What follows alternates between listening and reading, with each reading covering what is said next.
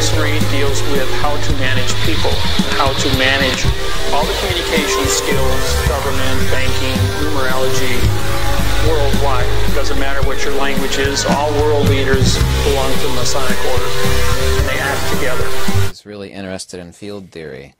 At an extremely young age, I've written a book on field theory, which is incredibly popular. I'm always studying field theory. I talk about electromagnetic radiation. Of course, most people don't even realize that light and radio wave and gamma are all the exact same thing. Everything is, of course, the differentiation between frequency and wavelength. It's like, what's the distinction between radio and visible light and gamma radiation? Like, that's squirting outside of the Chernobyl nuclear reactor. And the only distinction is capacitance. By capacitance, of course, I mean wavelength. Now let's get into the serious issues and talk about harmonic sympathy. And like I said, if you ever want to do a Google search on this government classified, I think it's been part of it's been declassified, but heavily redacted. It's called Project Bazaar, which I know is a really weird name, but hey, the government's got all sorts of weird names for stuff. Let's just talk about a fact of high-band 5G that the government wants to implement, somewhere right around the range of 30 to 100 gigahertz, the majority of which is going to be around 30 to 80 gigahertz. I don't know if you know this fact. This is not my opinion. It's a hardcore fact that microwave radiation is a sponge. I'm trying to think of the best analogy so that you could grasp this. That the polar nature of the water molecule, polar molecules in the entirety, are extremely absorptive of microwave frequency radiation. By the way, yeah, the bipolar, like here we have oxygen molecule and 2 hydrogen. Over here we're talking about the actual bipolar water molecule. This is a fact, and there's countless tests done on mice. I said rice there for a minute. Mice and other animals. The water molecules in human tissue, brain tissue, all our tissues are extremely absorptive of, and it's not just heating. You actually can have harmonic sympathy, and the serious issue where 5G, high-band 5G can be a serious issue is an upper sideband and lower sideband manipulation of human behavior.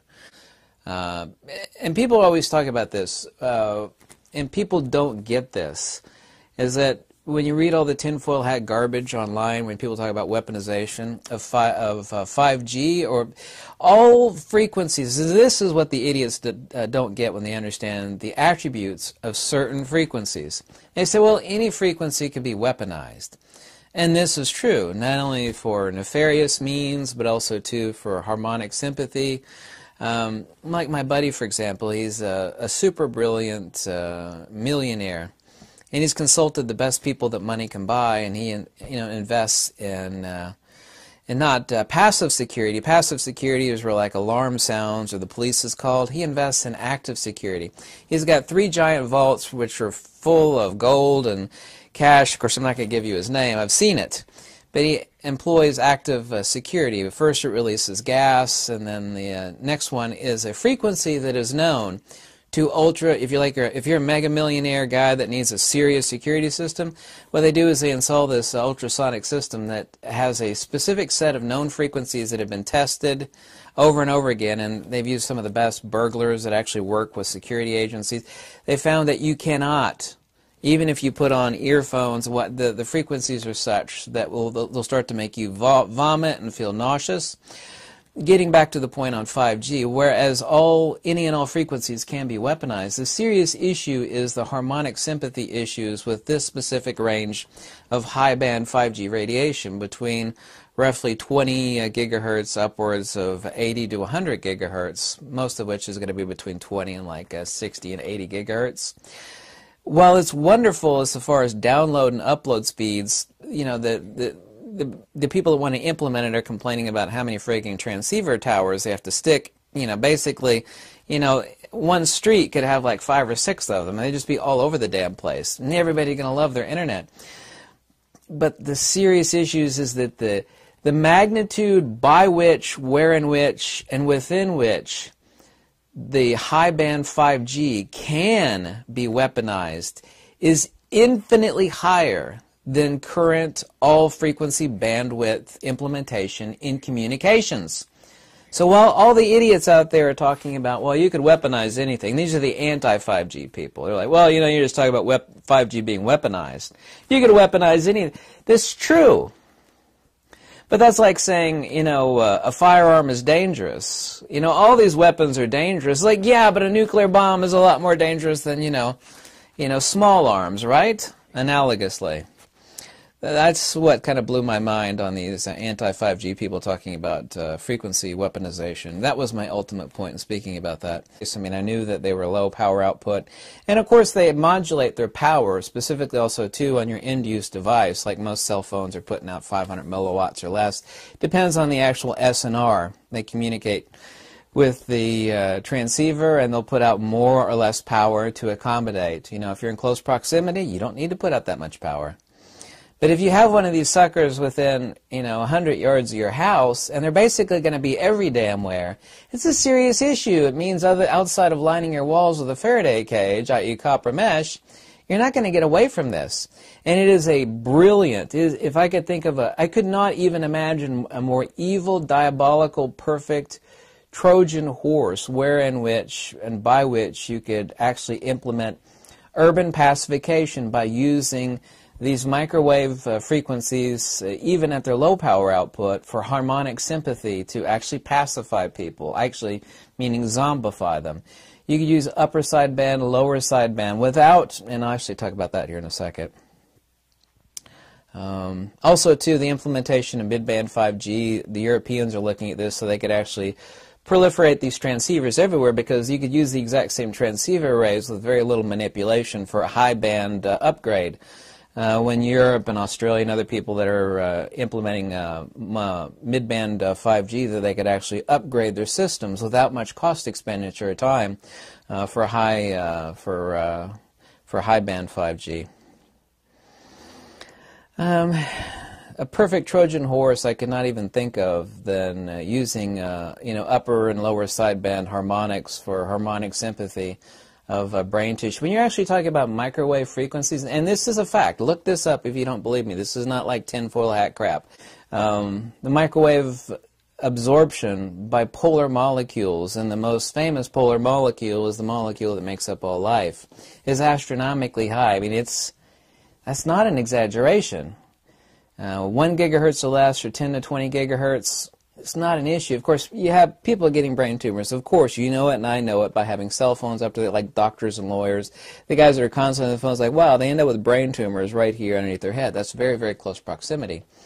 But the penetrative nature of this microwave and frequency radiation, specifically not only from transceivers, but also, too, from their phones, even with the exact same, say, 200 milliwatts of output, conventional 3G or 4G phone, like your current iPhone or your current Android, is way worse and way more dangerous, and also, too, a far, far better tool for human manipulation and pacification. That sounds superficially like tinfoil hat conspiracy stuff, but it has that possibility because of the characteristics and attributes of millimeter wavelength frequency high-band 5G transmissions. That's not my opinion, that's a fact.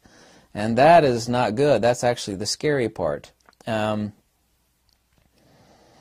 Most 2G and 4G doesn't penetrate the skull. All 5G, for example, no matter what the mill output, does penetrate the skull. It's just like a drill drilling into your head. 5G is a gold mine for human pacification possibilities. It is literally a perfect Trojan horse. There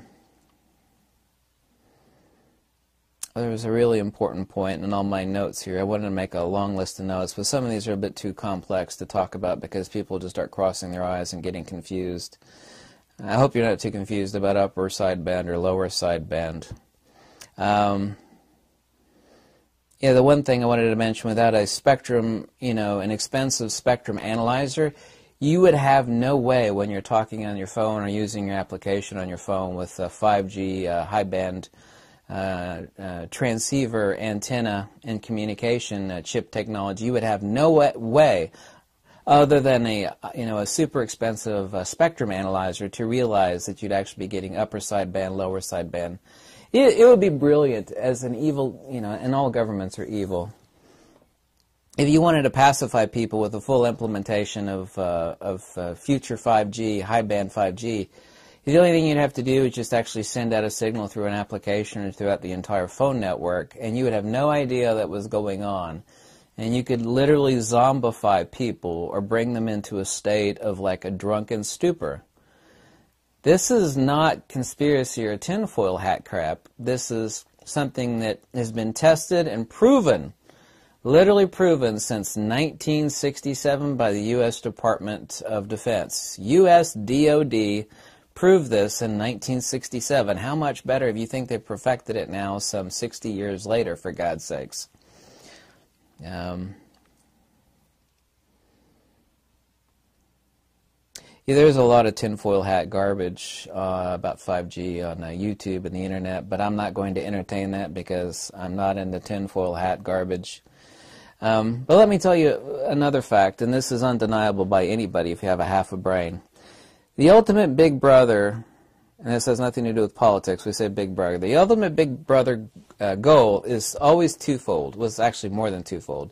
But the primary two are tracking and control.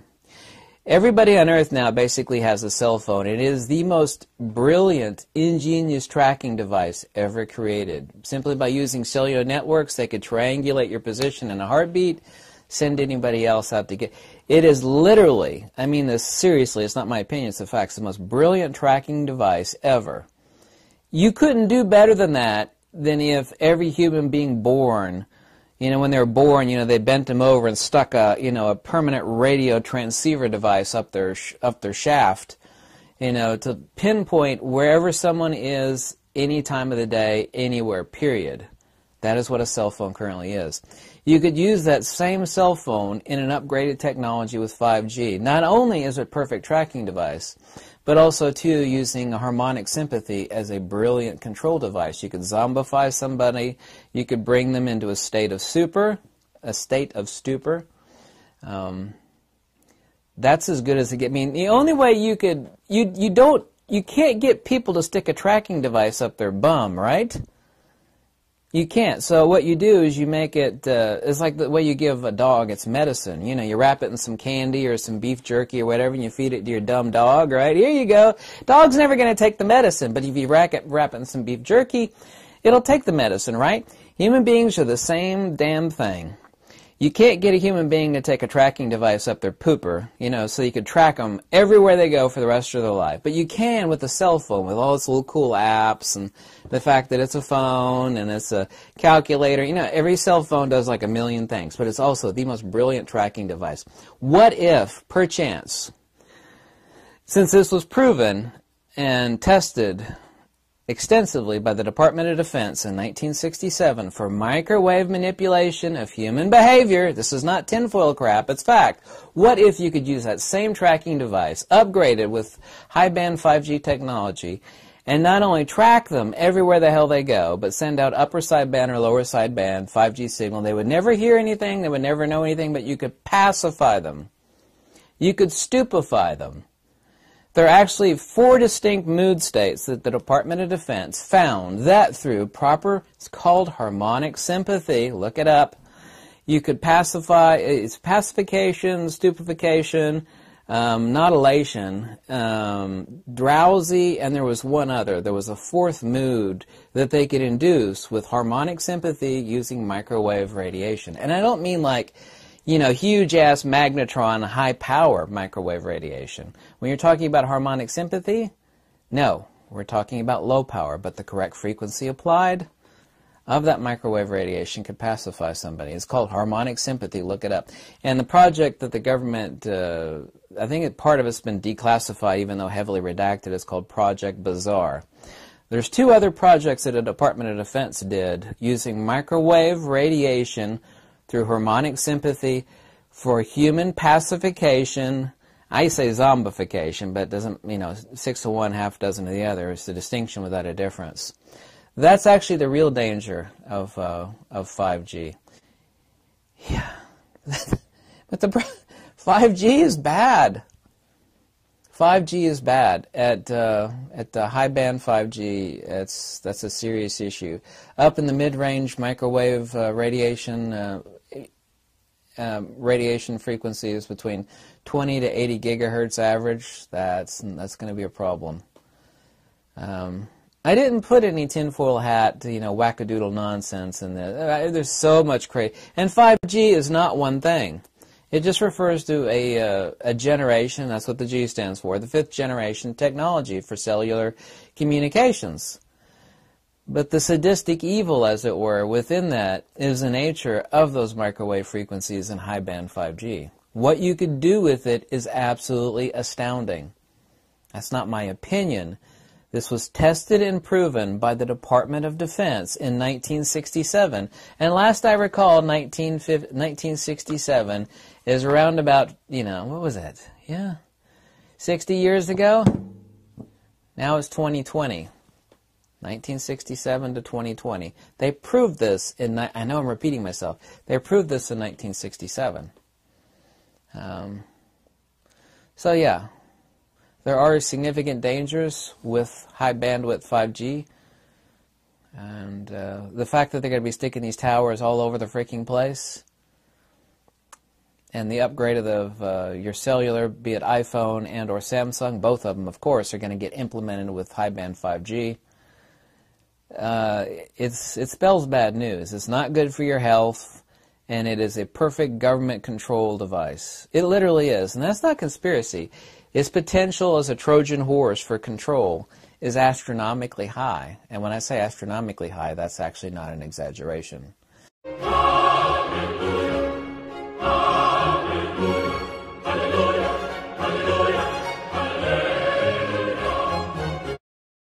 The topic I love most about light. In the past, sunlight was regarded as a divine power. In some cultures, the Holy Sun was even equated to God. Nowadays, sunlight is not fashionable anymore. Some experts even try to ban the tan, others work on restrictions. The US Surgeon General issues a call to action on UV and tanning. How can we deal with these dark clouds in a formerly sunny sky? Knowing more details about the past can help us to adjust and normalize the extreme positions of the no sun policy advocated by the WHO, the anti-cancer associations, and many dermatologists. How could it happen that holy sunlight, especially the UV content, is classified by the World Health Organization as a class 1 carcinogen?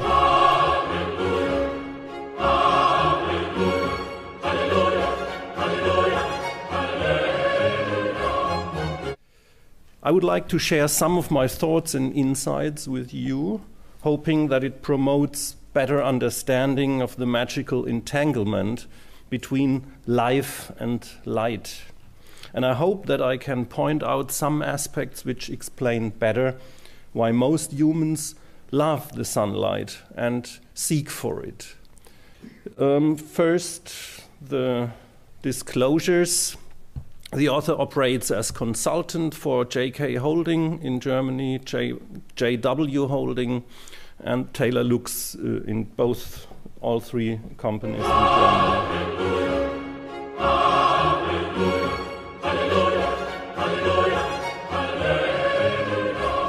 When we look at this cat, we can learn that all plants and animals know exactly how much sunlight is good for them.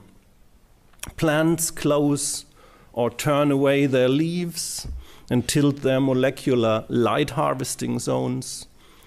Animals seek the shadow and protect themselves by wearing a fur. Humans lost their furry skin, which meant we had to develop a completely new concept of skin, which intrinsically is not protected from solar radiation by hair, which carries pigments as melanin, for example. So the human skin is very, very complicated, and we find no other creature on this planet with comparable complexity of the skin structures. And this I want to point out so that you can keep in mind that we have to be careful if we want to transpose findings from animal experiments, for example, to the human condition or to the human skin, because you cannot compare. Our skin is beyond comparison. We already had some insights to what happened in the past, and why should we look into the past? First, our ancestors and the ancestral scientists as well, they were masters of phenomenology. So they didn't know about the cells inside before the microscope was invented, but what happened outside was pretty clear, and they were masters in describing what happened. And in the past, the scientists could make experiments which would never pass the ethics committee nowadays. But we should keep in mind that these experiments have been performed, and if they have different findings in the past compared to what we find today, we have to ask ourselves not what did they wrong, we should ask ourselves what changed, for example, in our environment. And my idea is to bring together the findings from the past and the latest knowledge from contemporary science in order to get a kind of full spectrum understanding about our functions and our connection regarding sunlight and artificial light as well, by the way. So this slide summarizes the different aspects. Sunlight provides rhythmical alternation of day and night. It's the primordial light source for vision processes, and therefore the precondition for ocular function. Culture and religion transferred behavioral rules for exposition to sunlight according to the local environmental conditions. So here we find a difference already. We cannot issue globalized sun behavior rules because the behavioral rules depend on your personal risk profile, on your personal equipment in order to cope with the sun. And what culture and religion provided in the former days, in a way, gets lost in our modern world, since we are not bound to our ancestral homeland anymore. Sunlight helped controlling germs in human habitats and on human skin as well. For example, this has been used in ancient Egypt. The systematic use of sunlight for medical purposes is reported from ancient Greece and Arabia. Natural and artificial UV was the most successful treatment modality against diseases of darkness until the 1950s.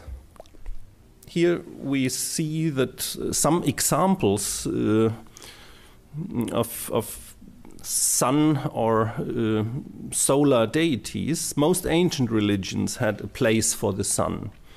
Often the sun was the highest deity. Religious rituals often conveyed the local sun behavior rules. The length of a prayer, for example, defined the duration of sun exposure. Dress codes provided protection from solar radiation. One example, when Herodot, he was traveling the Mediterranean area in the 6th century before Christ, he visited the place where the skulls of the deaths from the Battle of Pelusium were stored. And he found a massive difference between the Egyptian skulls. They were robust and quite thick, and you could damage the Persian skulls with little stones. So this is the first idea or the first report from the past that there was a connection between sunlight and the robustness of bones in the human system, because this was what Herodot was already reasoning, that the sunlight hardens the bones, the skulls, and he thought, yeah, the Egyptians, they shave their heads, they pray to the sun, they have naked skin, and the Persians, they would wear large hats and protect themselves from the solar irradiation. So he was the first to get an idea about things we later learned from vitamin D. Most of the physicians working with phototherapy found that sunlight was superior compared to the artificial light, and this could be explained when you look at the spectral distribution here, the line spectrum, mostly from Mercury, and here the solar spectrum, which is much more continuous and contains even more of the visible and longer wavelengths of the spectrum. So the summary of the past is that history demonstrates that natural as well as artificial sunlight can act as a major interventional tool to prevent and heal devastating diseases when used with diligence. Our ancestors had the skills, knowledge, and technologies to deal with the sunlight in all climate regions of our planet.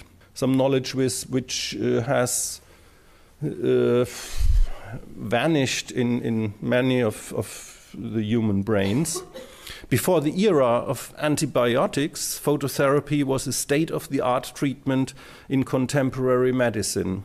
Where natural sunlight was unavailable, artificial sunlight was successfully used to fill the gap.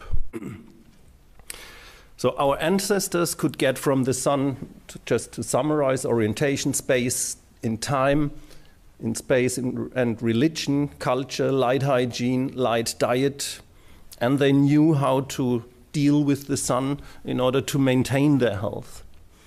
Today, many of us get only bashing of sunlight. At present. Do you know this guy? Yeah, this is a modern sun god. So we are talking about the present times and about the wall between the sun and us. Living in the past meant suffering from diseases of darkness, but honestly, has anything changed? We learned how to suppress the most evident diseases of darkness, but many of us still suffer from a lack of sunlight.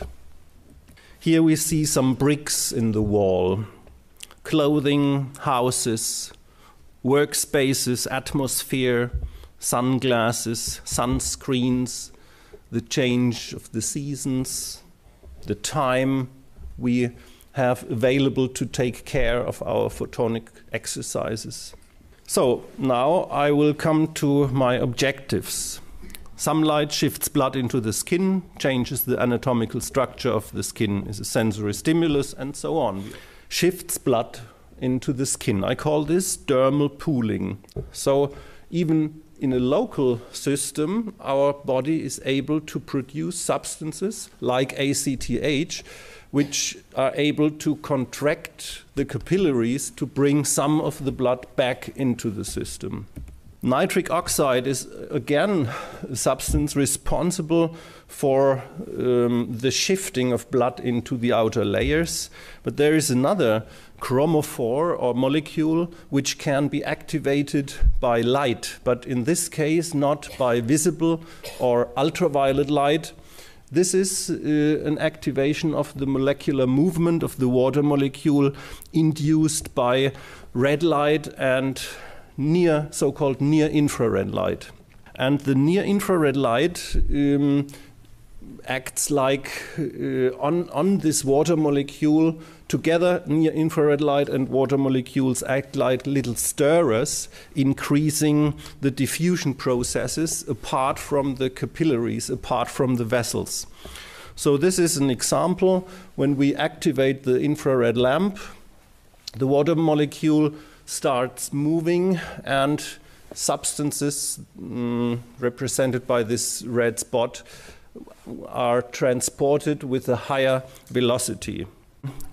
When we go out into the sun, the thermal and photochemical stimulus can be very pleasant and comfortable if we have the right dose, of course. Sunlight induces biochemical reactions via photosynthesis.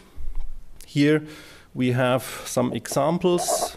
Vitamin D, histamine, sulfhydryl groups are photosynthesized under the influence of, in this case, ultraviolet light. And the other part tells us about the photolysis, the photo-induced destruction. Adrenaline, steroids, testosterone, estrogen, thyroid hormones, DNA, RNA can be decomposed under the influence of ultraviolet light. And this is what we call photolysis. When we think about being 1/10 of a millimeter under the surface of the skin, in this area here, we have a lot of blood. And what do we find in this bloodstream? We find all the different hormones and all the different biochemical molecules which constantly flow through our blood vessels. And just to give you one example in terms of amplifying this slide, we have the vitamin D, progesterone, testosterone, growth hormone, cortisol. All these substances have absorption bands in the range of the solar spectrum. So if a biomolecule absorbs light, it just can be decomposed by it. And this happens just 1/10 of a millimeter under the skin surface.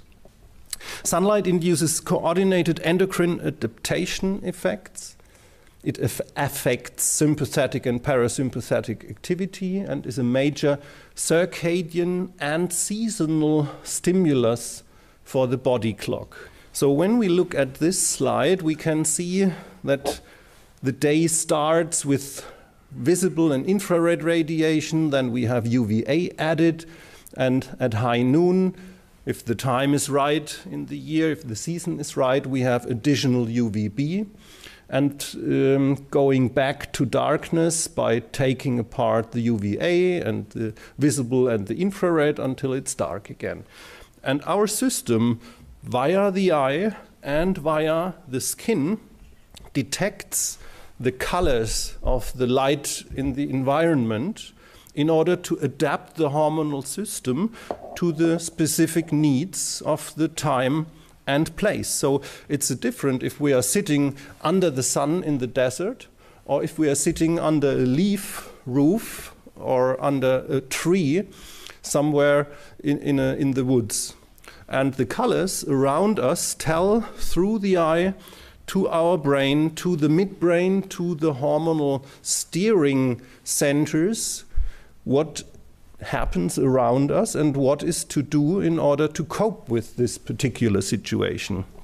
So bright light means stress, and we have an additional receptor here in the retina which forms a non-visual signal under the influence of short wavelength or blue light. And this pathway, it's the retino-hypothalamical tract, directly connects to the nucleus suprachiasmaticus, which is the central body clock in our brain, and which has the task to synchronize all the other cellular body clocks in our system. And this nucleus suprachiasmaticus, this central clock, is linked and connected to the main steering organs, the pituitary gland and the pineal gland, which represent an antagonistic system. And already the eye tells our system if it's day or night outside. And here you can see what kind of hormones are produced by the pituitary gland or by the pineal gland. These signals through the eye program our vegetative and autonomous system in order to perform the task which belong to the day, to the time of the day. But anyway, we don't stop at the circadian system. We have geographical characteristics on this planet, and in the equatorial region, we have more or less the same temperature throughout the year. We have same day and night length. But if you are apart from the equator, then we have to adapt to, for example, 16 hours of day. We have adapted to only 8 hours of the day. This is the case in Germany, where I come from, in Heidelberg at the moment. And another important issue is the temperature. So in the equatorial region, you have homogeneous temperatures throughout the year. But in the northern latitudes, this is not the case. When we look at this moose here in wintertime loses up to 30% of its body mass, and he has to switch over his metabolism in order to compensate for this loss during summer times. He has to fill up the loss. He has, like you would change the characteristics of your heating appliance in the house. During the winter, you have to heat the house, and during the summer, we have to dissipate heat. So, for example, our body needs much, much more water in summer times in order to cool down. And this is one of the reasons why I call the vitamin D, which is found again in this slide, produced over the skin, the vitamin D reacts or regulates the organ function, as well as the melatonin, which is the hormone of darkness. And these both influences, they take care that we adapt to summer and winter, day and night. And the seasonal stress hormone, vitamin D, this is a point I was thinking about quite often. Do you think we still have winter conditions nowadays? Even in winter, when you are inside, you have 20 degrees of Celsius. You have the same conditions thermally throughout the whole year. And this is the reason why I advocate to keep summer levels of vitamin D throughout the year, as long as you are not exposed to extreme climate conditions like winter cold areas. So this is the hormone of darkness, and when we talk about sun and daylight, we have to talk about darkness as well. Not only the sun is important, take care that you have enough real darkness at night in order to keep the balance in your system. So we come to the future, and so what's the problem?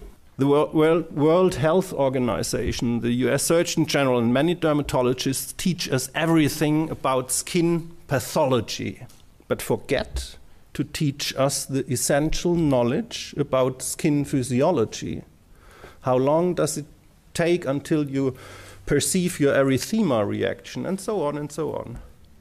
To classify an environmental factor like sunlight as a class 1 carcinogen creates a double bind in humans, especially in those who love the sun.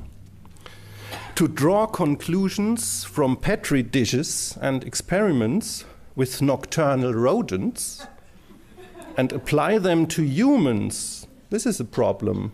To extrapolate from isolated effects of artificial UV radiation to full spectrum sunlight, this is a problem. To me, by the way, the classification as a carcinogen 1 is the same as if the World Health Organization would classify oxygen as a class 1 carcinogen, just because it's the precursor molecule for reactive oxygen species or free radicals, which often are the starting point for cancerization in a cell. So, again, another double bind, we all should stop breathing. The statutory courts are issuing unlawful orders against the people. In return, the people are voiding the unlawful court orders that statutory judges have issued. Yet the statutory courts are refusing to comply with their own administrative rules to set them aside. These void orders are lawful and cannot be challenged, but as they expose the crimes against the people, the judges are refusing to comply with them. These unlawful statutory orders must be set aside unless the state can confirm that they are superior to the people, the common law court, and God.